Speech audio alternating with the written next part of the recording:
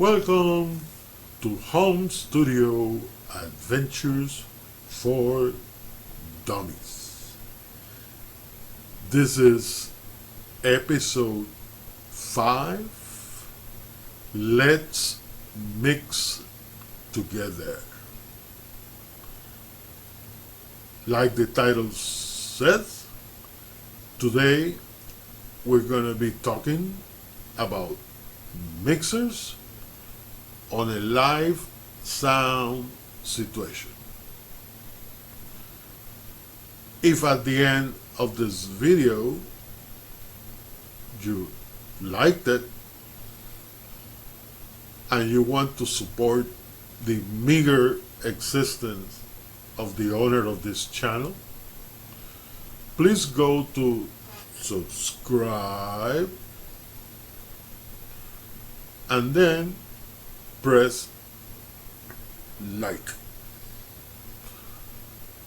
I hate to use my head to point, but I'm hoping maybe by December we're gonna be adding hand movement to this great performance of mine. Okay? See you later. Welcome to episode 5 on Home Studio Adventures for Dummies. In this episode, we're going to be talking about mixers.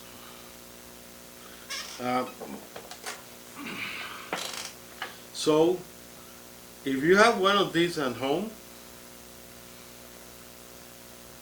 rest assured this is not what we're going to talk about. But it has some relation in terms of what this mixer does and what this mixer does. Here,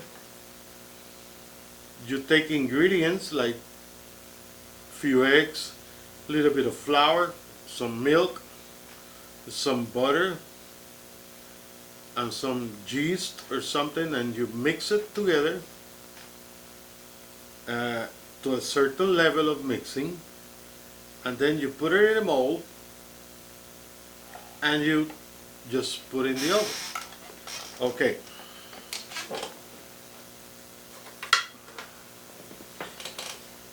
In the case of this mixer, in the last episode we spoke about microphones,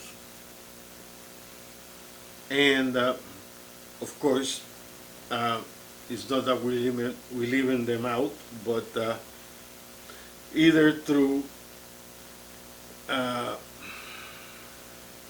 Wi-Fi or through cable. So this reminds me of the speech made by the flight attendants on the airplanes. Buckle up. This cable goes to a microphone, the back of a microphone, and the other end goes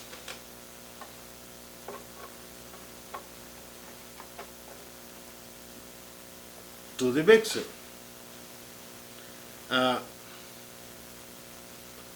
What can we do with that? Okay. For example, this is my Mackie Pro FX 16. When I say 16, it just means that it has 16 inputs, which means you can almost put a whole philharmonic orchestra through here, but that's not true. Okay, why do you want to connect the microphone to a mixer? The idea of sending the signal to a microphone when you sing or speak like I'm doing now through this one, uh, is to either record it or amplify it or do both. In the case of amplifying, you want to project the signal of your microphone to a big audience, so you use a PA system.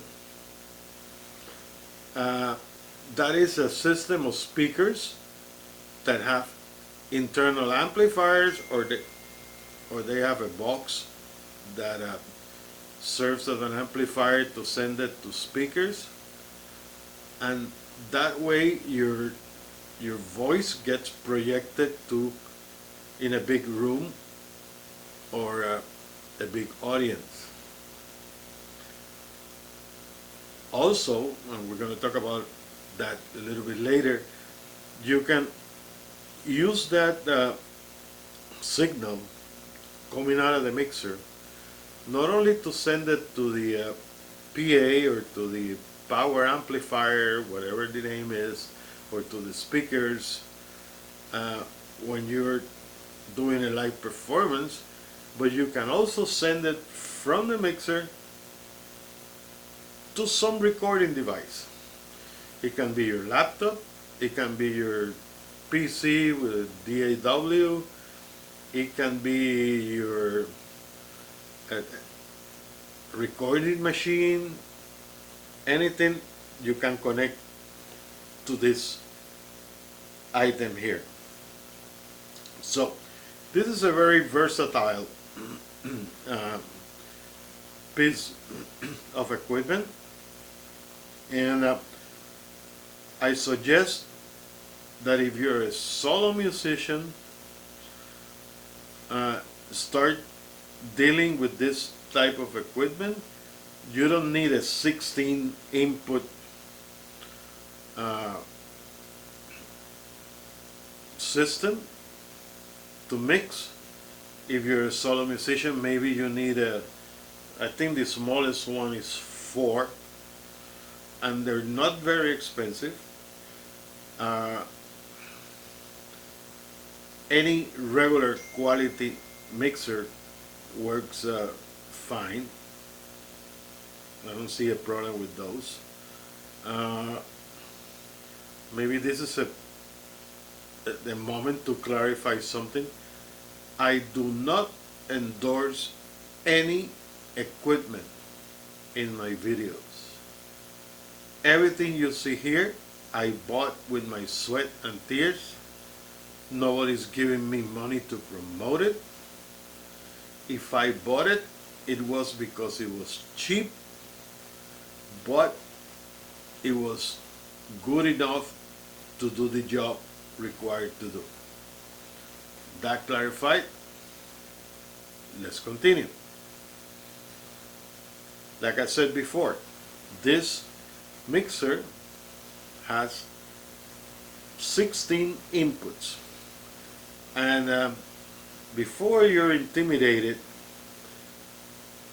by the fact that it has about 300 knobs and buttons,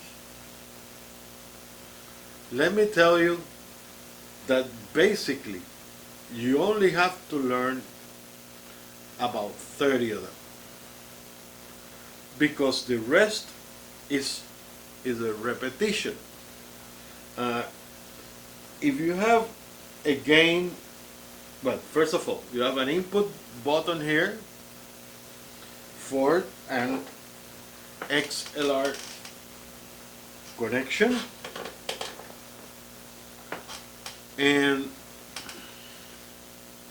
I was looking for it, an XLR connection. You also have the same button or the same input for a TSR. And if you're sending a signal into the mixer, you also have other inputs, like coming from a tape machine, coming from a laptop, uh, coming from an iPhone, anything. You can put any signal into this item. So, if you look at the first line here, it's repeated 16 times. So let's talk only about one line. In the case of microphones, it has a gain adjustment. Gain means it regulates the signal of the microphone coming into the mixer. This is the most important adjustment when you're creating a live mix for a band. That takes me to another recommendation. Don't put the lead guitar to handle the sound equipment or the drummer. Find somebody, your cousin, your daughter, your wife, somebody that has a good ear and somebody that is neutral. This mixer is not for competing, it's for balancing. So, gain is to adjust the input signal of the microphone. Then this one has a button that controls low cut. Next, it has 4 adjustments for an equalizer, which is a feature of this piece of equipment. You can equalize each individual signal coming in. Now, these here are the auxiliaries. This mixer is equipped with an internal effects system. You can add reverb, you can add tremolo, you can compress, you can do a whole bunch of stuff before that signal goes into the audience. And so these are these controls here. This is, everybody knows about pan. This is where you can direct the signal to the right PA speaker or to the left PA speaker. We're going to talk about that later. This is a mute button, which is very useful when that drunk person jumps into the stage and wants to sing Jesus Christ Superstar on your mic, so the sound person can just mute that microphone, or any other reasons. Then here are the individual volume signals. On this equipment, and this is important, you can direct your signal to a sub volume knob. How does that work? Okay. You have 4 microphones, the lead vocal and 3 other vocals. You can say, I'm going to set the volume of these 4 mics to my taste, but I am going to send the signal of these 4 mics to a sub volume, which is, for example, here sub 1. So instead of coming here and changing the volume of each one of these knobs, I can come here and correct that volume with only one knob. and that will go into the main, which is the last one here, volume control, that goes before the signal gets into the speakers. Okay, same thing. It has a sub 1, it has a sub 2 and a sub 3. Another great use for sub volume knobs is you have 4 volume knobs controlling microphones that pick up the sound of the drums. Again, you can assign these 4 to sub 2 and sub 2 and control the volume of the signal going into the speakers for the drums or for the guitars, etc. Like I said before, you can bring other signals to the mixer. You can even bring a violin part that is not present in your live performance, and you can put it through here. You can put music while musicians in the band take a break. Like I said, you have, I don't know, in this case I think it's about 80 something different adjustments you can do to the signal, and you can only direct those adjustments like reverb. I always like to put a little bit of reverb on the microphones, just a little bit. You can just adjust the reverb on one mic. The other adjustments you can just put them back to 0 and you don't have any reverb. You can connect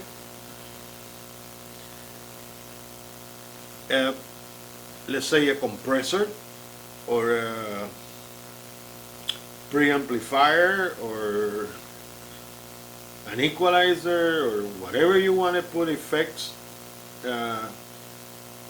piece of equipment in this mixer. It has an input for that signal. The signal goes from here to the, let's say, the compressor.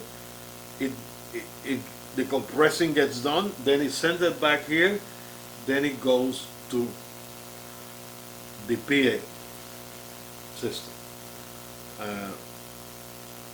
This requires a lot more explanation, but if you have any doubts, just put a comment and I will try to clarify for you. Also, you can connect a keyboard directly to the mixer, or you can even connect an electric guitar directly to the mixer. Because I have 3 keyboards, what I normally do is I send the keyboards to the keyboard monitor, and from the keyboard monitor, and you see I even have it marked here, keys, I send one signal to the mixer instead of connecting all 3 keyboards to the but that's your own taste. Same thing with the electric guitar. Instead of connecting the bass or the electric guitars to the mixer, I like to take the signal from the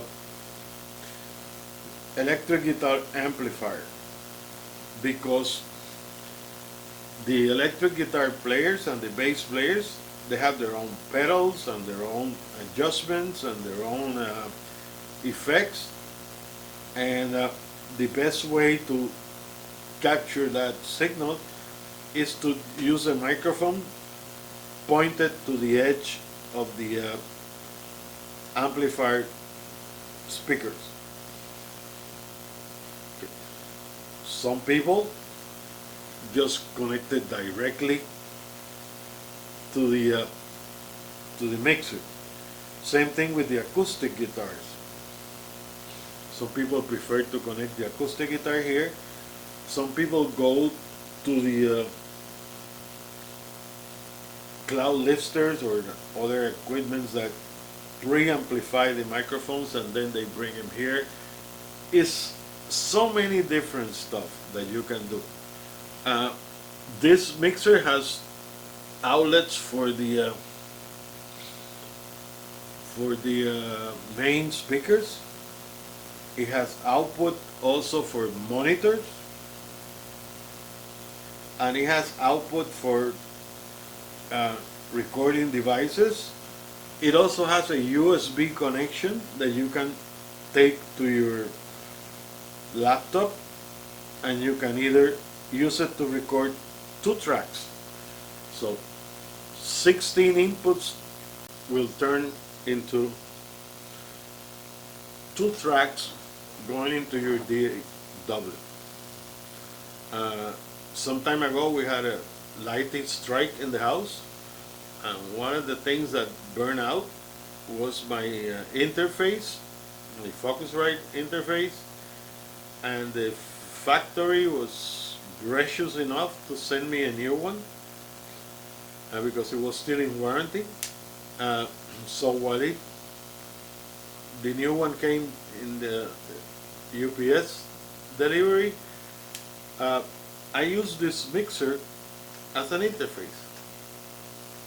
So I connected whatever I wanted to record, I connected here, I adjust the gain or I adjust the volume, the mix, and then I send it to the DAW, which in my case I use Acid Pro.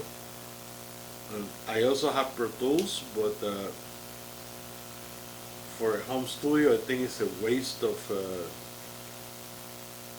time to use Pro Tools because of the so many adjustments and so many things that you have to work with. You become more a Pro Tools slave than a recording engineer. So I use Acid Pro. It's simpler. Some people use Studio One. Other people use. My daughter uses GarageBand, and she's a professional singer. So don't be intimidated by all these possibilities that the people that sell musical instruments and equipment and software try to sell you and make you go bankrupt with them. There are versions of these mixers that have only 8 inputs. There are versions of these mixers that have 4 inputs. And there are versions of these systems that have 32 inputs. And some of them you can even chain link them together and have 64 inputs. You can take a choir and do individual recordings, one microphone for each singer with one of these mixers. There's people that go to college just to learn how to mix sound. So this is a science and an art, and you have to start from the bottom, learning it, so you can satisfy your needs as a performer or live band or even a recording artist. The other thing is that this is an analog equipment. Now they have digital stuff. They even have Wi-Fi stuff. Your mixer can be in another room, and or also you can use a tablet like an iPad and copy the board on this mixer into your tablet, and you can sit back there someplace and make all the adjustments you want. But my question is, do you really need to spend $3,000 in a mixer when you can do the same job for $300 or $400? No, you don't need to do that. You have the money, spend it. It's your money, not mine. What do you do about the location of this mixer? There is something called a snake. It's not like one of those that we have in the Everglades in Florida, but it looks similar. A snake is a thick black cable. They come in sizes like I have a 25 feet long. I used to have a 50 feet and 100 feet, but I don't use them anymore, so I sold them. So that means that you can connect all the microphones and all the instruments and everything you want to connect to the mixer. You can do that in the stage because that thick cable has probably about 20 or 30 inputs, XLR, like this one. And all those cables run through the thick cable all the way to 25 feet, 50 feet, 100 feet away. And then there is the male version of those plugs, and you connect those to the mixer. Why? Because it is recommended that the person doing the sound is in front of the PA speakers, so he can use his ears as a balancing piece of equipment. So the best location for your mixer is in front of the band, all the way to the end, to the room where you're performing, or maybe just halfway. If you've been to a big Bruce Springsteen concert or something, you always see the sound engineers located like midway from the stage to the end of the crowd in the center. If you cannot do that, you will have to do it on the side of the stage and just do testing and adjustment by walking back and forth. Or if you have the money, buy yourself a digital mixer and you carry your iPad and do the adjustments, and you leave the mixer on the side. I think this covers basically what I wanted to say about a mixer. This is not a class on how to use it, how to balance it, or how to adjust it. There are thousands of videos in the internet, many good and many bad, that will teach you how to deal with this combination of knobs and sounds and inputs and outputs. My idea, since remember this is a channel for dummies, and I don't mean it in a disrespectful way. This is a channel for people that are curious about this world and they need a basic understanding of what's going on. Maybe in the future, if we last long enough, we'll go in detail to any of these explanations. But for now, I hope I picked up your curiosity, and you'll be able to make your own choices about what you want. Thank you very much. If you like this video, I will very much appreciate that you press like in YouTube. I don't get a penny out of YouTube. I wish, but uh, sometimes humans need recognition, so your like will be quite welcome. If you want to continue watching these videos, it doesn't cost you anything, just press subscribe. And that also will give me some recognition with the YouTube people, and maybe someday uh, they'll send me a check for $3 or $4 for some sort of advertising. Okay? I'm awake. Yes, I'm awake. Well, if you like the video, please subscribe and like. After all, that's all the guy can do. So don't expect anything better on the next video. Well, they're made for dummies, so I'm sure you will come back.